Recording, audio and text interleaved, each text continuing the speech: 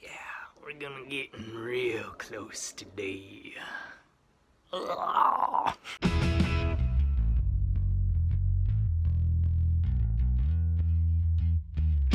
By the way, if you want to see what I'm about to say transcribed, it's not transcribed. It was actually written first. It was a blog first. It's on Medium, and it was published just a few days ago. It's called How a Social Media Detox Helped Me Become a Better Writer. A good word to describe my relationship with social media is volatile. Sometimes I think it's the greatest invention since the NES controller. Other times it feels like a tool crafted by the devil himself. Social media is a great way to stay in touch with people. That's kind of the point, right? Having a constant stream of communication with friends on Facebook is nice. And I've met a lot of really interesting and friendly people on Twitter because of its writing community. However, I started to notice the effect that social media was having on my emotional well-being. I started to notice the effect it was having on my attention, and on the minutes that I could have spent differently. I'd look up from the screen to rub my tired eyes, and watch the moments vanish into the dark spots filling my vision. I started to ask myself, what do I want from all this? Is this the best way to get what I want? Is this the only way? So I decided to do a little experiment. For the month of July, I would delete all social media apps from my phone. No Twitter, no Facebook. If I had to post, it would be through Buffer. So I wouldn't see my feed, likes, or comments. In addition, I'd blog on a daily basis and track any lessons learned as I went through my day. So, what did I learn? And more importantly, how did it help me become a better writer? Well, I'm about to show you right now. Through the magic of video editing! After I stopped logging in, it felt weird at first. I reached for my phone and attempt to open Twitter only to remember it wasn't there. But after a day or two, I felt free. It was as if I had a tangled beard with little blue birds living inside it that had suddenly been shaved, or a neuron-sucking leech that had been removed from my brain, or an LA-style traffic jam within my neural highway that had suddenly been unblocked, or... Once I removed the layer of noise, the door of time cracked open just a little bit wider, and a flood of minutes passed through. With this new Olympic-sized swimming pool of time, I started looking around at my physical space, examining my closets, shelves, drawers. They were all cluttered, each one containing its own unique mess. Unworn clothes, wrinkled receipts, broken smartphones, that wig I wore once for the Halloween party 3 years ago. Why do I have all this stuff? I shouted at the gods of consumerism, who responded with a hearty cackle and 100 advertisements for classes or books on minimalism. I realized I had no use for the pie tin that had never held a pie, or that unused bag of hot glue gun sticks. I don't even own a glue gun. Or that rolled up piece of paper that had a sticky pencil inside it. So, with one last look around the cluttered space, and a deep sigh at the illogical nature of it all, I began to declutter, but not all at once. Just a little bit each weekend. During this invigorating process, making goodwill piles and trips to the dump, I started to think about the correlation between physical and mental space. One space is cluttered, the other is likely to be as well.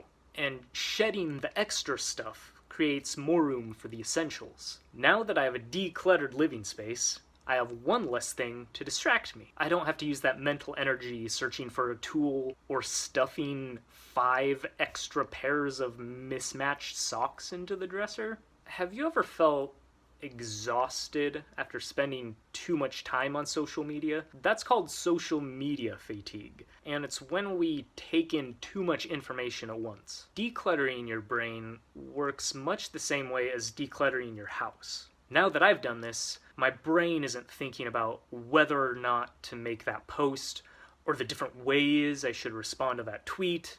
Right now, it's focused on how to increase the quality and the quantity of the things I create, and the different possible ways that I can express my ideas in a meaningful way to an interested audience. For me, this is incredibly hard, and so it requires an uninterrupted thought process, which I would have no hope of maintaining if I was getting blasted with notifications all the time.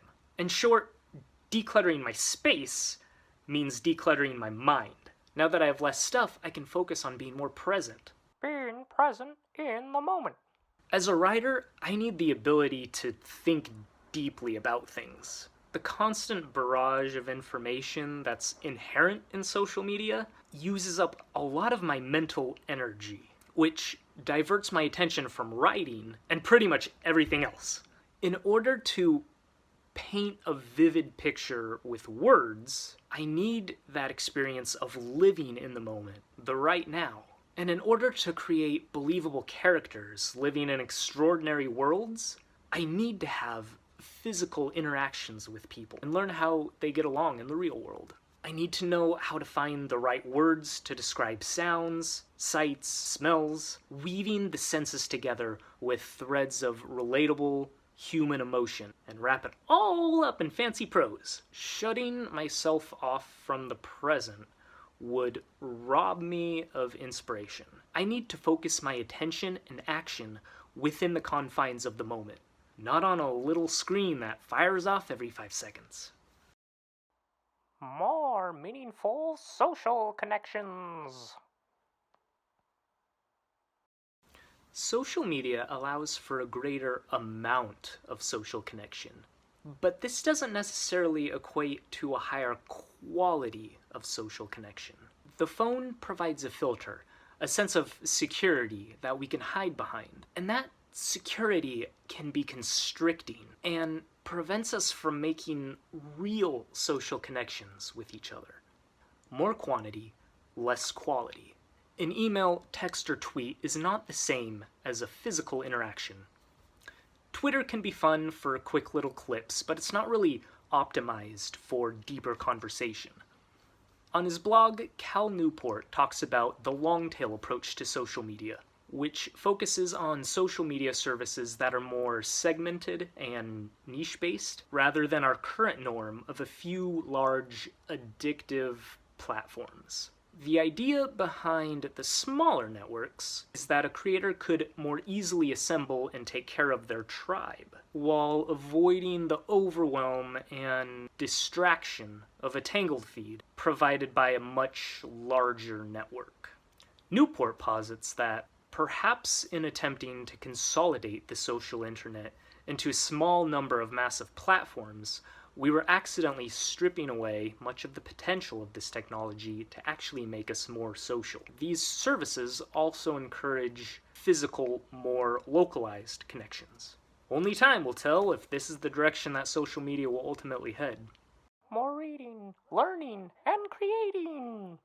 It used to be that when I had a spare moment, I'd click on the Twitter app without giving it a second thought. But before I knew it, I'd been on for a half hour, with nothing to show for it except for a certain amount of mental exhaustion. Now, if I have downtime, I'll work on a blog post, read something insightful, or work on a project. The more I read, the more I learn, the more I have to share. As I mentioned before, during the month of July, I challenged myself to blog every single day. Admittedly, none of these posts were New York Times bestseller material. They were simply a reflection of my thoughts, and encouraged me to examine each day more closely, rather than let them float by in a haze of forgotten minutes. This practice also encouraged me to transform my ideas into action, and worry less about how my creative work was received. My days are more focused now. I never have 0 days. I always have something to show. Examining my value. One of the reasons we writers get on social media is because everyone tells us that we need it to sell our books, or our courses, or our whatever. And maybe that's true. It's entirely possible that I just haven't been using social media in the right way. Gary Vaynerchuk says that the reason why most of us fail at social media is because we're not providing value to others. Because our posts don't provide value. We create an account with selfish motives in order to get followers and subscribers. But The posts with the highest value are created by those who know what they're talking about. The most valuable posts about any creative subject is made by those who know their craft. They have devoted years to becoming exceptional at whatever it is they do, and are able to provide value because they themselves are valuable. They didn't spend all those years just trying to get the most likes or comments or subscribers. They instead invested that time in themselves and their craft. So, I'm going to try to follow their example by having this social media detox, by stepping away from social media. Each step I take away from social media is a step towards creating my value as a writer and creative. Conclusion. If I really wanted to, I could probably balance social media with the rest of the things in my life. But the truth is, right now, I just don't want to. My plate is full enough as it is, and I don't want it to tip over. I might come back to it someday, but at this point, it just slows me down. So, these are my thoughts now that I'm not frothing at the mouth for likes, comments, and distraction. I'm having more fun than I've ever had with my creative projects, and I have no idea where this will ultimately lead, but I'm having fun figuring it out, and maybe that's all I can really ask for. See ya. I will add a caveat that I am... BAM! Sorry, I don't condone violence. Oh, this is like speech class in high school.